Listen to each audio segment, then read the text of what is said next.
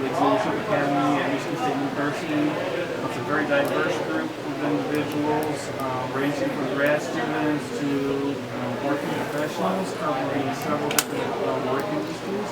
And the focus of the mission of Great Lakes Leadership Academy is to develop tools to develop leadership focused on leadership for the common good.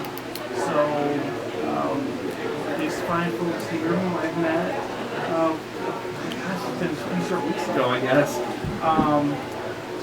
I was in a leadership academy in 2015. They just graduated from the academy in October 2015. And some of the things we focus on in the program is building interconnections between communities within the state, building trust and relationships with diverse leadership, strengthening collaborative leadership skills, motivating to be catalysts for positive change in the areas that we were involved in, exploring and understanding the value of diversity, inspire a lifetime of public engagement, and developing tools to network and promote action on critical changes facing Michigan. And all this works toward developing a leadership force to common good. And so these fine folks here have been tasked with, as their team project, to vet out and talk to people in the community, and they've selected to talk about the common good, talk about the leadership style that you have here, and talk about your philosophy. And I think I'm going to step out because I'm just a coach and let the team do their what they can do. So just give a little background. Yeah, thanks. Sounds like a great program. It is, and it's a pretty intense one too. So it's a 3-part series of 3.5-day sessions, and then we have projects in between, and we have mentors that we're working with pretty intensively during this time, and of course our own growing and working with each other and building relationships too. So it's a pretty unique and really, so far I think we've all benefited a lot, and we're only a third of the way in. So. What's the duration of the class itself or the commitment a year?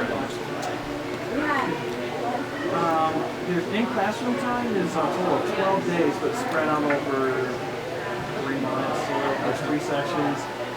There's outside classroom work. Like right now, we're working on this team project, developing this project between the first session and the next session, which will be at the end of June. And then there's some additional work that they'll do between sessions 2 and 3 that they'll focus on. So in total, depending on how much effort you put into the project, you're working on between the sessions, it varies. But it's some sacrifice on the part of each individual, which commitment to your families, your partners, and friends that are encouraging you to come back home, to encourage you to do this. So it's pretty engaging. And then they have each other to rely on, as well as there's another 16, there's a total of 24, and it's broken up into 3 teams. So there's 2 other teams that are doing a similar project. Green team. Yep. Green team. Should we make our team name change official? Team Playmakers? Yeah. I think we can do that. Yeah. I think what we'll do next is just everyone kind of introduce themselves, just so you guys know a little bit more about our unique backgrounds, and then we'll dive into you guys. Amy, do you want to kick us off? Hello. Nice to meet you guys. Thank you all for having us. I'm Amy Samples. I work with Michigan Sea Grant doing Great Lakes outreach and education. And at home, keep busy with 2 little kids, so I'm very intrigued by your train. We may have to come back and check that out. Yeah. It's a babysitter. Yeah. I can shop for that green dress I want. They'll hang out on the train. It'll be great. Thank you. Yeah, thanks for your time this morning. My name's Andrew Carlson. I'm a first-year PhD student here at Michigan State, studying the effects of climate change on freshwater ecosystems, particularly cold water streams. It's great to be here. Hi, I'm Sonia Christensen. I'm also a PhD student at Michigan State University in the same department as Andrew in fisheries and wildlife. I study how diseases impact deer populations, though, or wildlife populations generally. We've had a lot of there's a lot of very invested people in wildlife and our natural resources in Michigan, and I'm really trying to focus on some of the challenges we've had recently with diseases popping up, so at population levels. So that's what I do. Hi, I'm Janine Johnson. I work for Kent County Health Department. I'm a sanitarian. I do anything from well and septic design to restaurant inspections, and I've been there for 15 years now. I'm Alex Strenson. I'm a master's student at Michigan State University, also in fisheries and wildlife, and I'm doing work to help agencies like the DNR and GLC or Great Lakes Fisheries Commission, better understand what's going to happen to sea nymph populations in the Great Lakes. We start taking out key dams in some of the streams or rivers flowing into the water bodies. I'm Anna. My professional career is I work with private landowners and hunters to help them work together to manage their wildlife, whether it's for hunting purposes or just restoration purposes, soil quality, water quality, all those kind of things. And I work with a bunch of different partners, including DNR and some of the Farm Bill programs, Pheasants Forever, Quality Deer Management Association. So a bunch of people, a bunch of different backgrounds and interests to help kind of bring everything together and make some stuff happen on the next year.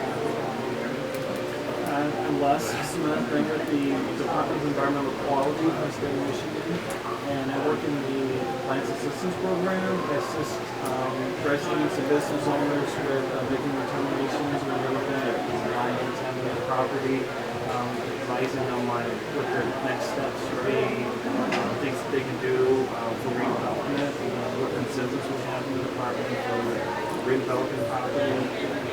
Turn old brownfield into a new space, redevelop. And so I do outreach efforts in that, planning conferences, and talk to people in the process. So that's what I do on my day job. That's cool. I'm Matt Fry. I work for the DNR and Forest Resources Division, and my position is a little unique. It's kind of the other duties as assigned. So I'm in Forest Resources Division, but I handle everything pretty much not forestry related. The bulk of my duties are commercial operations and litigation. So a lot of the commercial operations stuff is whenever anybody needs an easement across state-owned lands. In northern Michigan, there's 3.9 million acres, so it's quite an expanse we have. I coordinate the review of those types of activities. Any oil and gas development, surface development that goes on associated with that, I help coordinate that. Litigation, where there's always something going on there, whether we're being sued by somebody or we're in litigation with somebody for something else. A lot of that fun stuff. The great diversity of occupations and backgrounds. It's very cool. It's part of the program, right? I like that. So what about you guys? Your kind of personal backgrounds and how you got to here? Sure. Yeah. So I went to Michigan State, and I was a student at Michigan State studying accounting, and I was in a fraternity, and we had to put a philanthropy project on, and I said, I've got this one. And so we put a road race on, and I met Kurt Munson, who's the founder of the business, and he's now retired from the business. And Anna's probably giving you some background, Tom and myself, and then there's another gentleman that's on vacation this week, John Benedict, that have taken over the business. So I graduated from Michigan State, worked a couple of years in public accounting and wasn't crazy about it, and kept in touch with Kurt. And he said, you can always come back and go, I want to sell shoes. At the time, I didn't necessarily. I had a taste for what he did for the community, and I experienced that personally when he helped us with this race that we put on.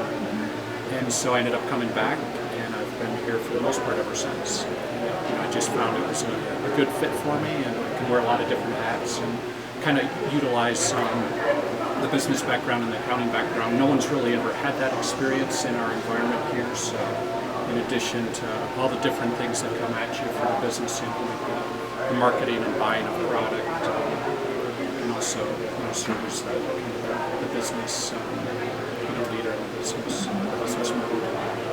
It's been a really, really good experience, and it's fun. I mean, we just are able to do a lot of different things, and I've always had kind of this entrepreneurial part too, but I'm not sure I ever wanted to go out and do it on my own, and recognize the importance of the team and having people with complementary skills around there.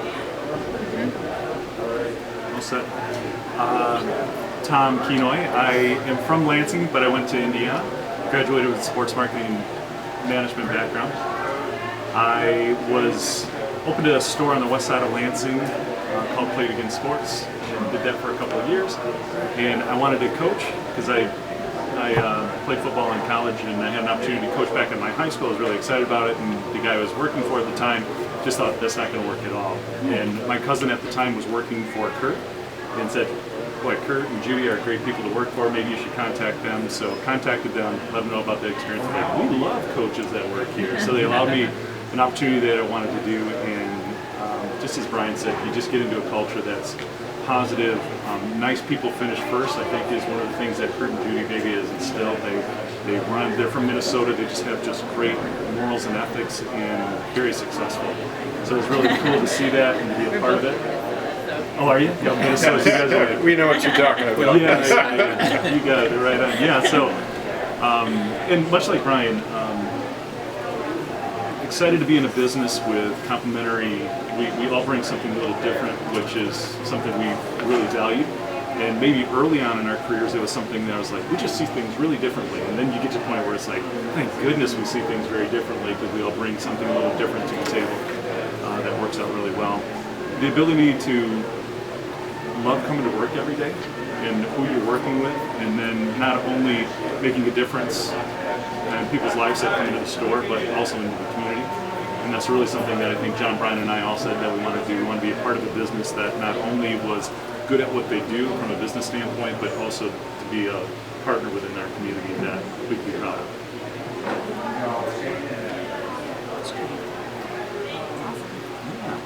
So we've done a little stalking online and a little research of our own. But would you guys be able to go back in time a little bit and fill us in a little more on Kurt's kind of initial vision on Playmakers in general and where this whole big deal started?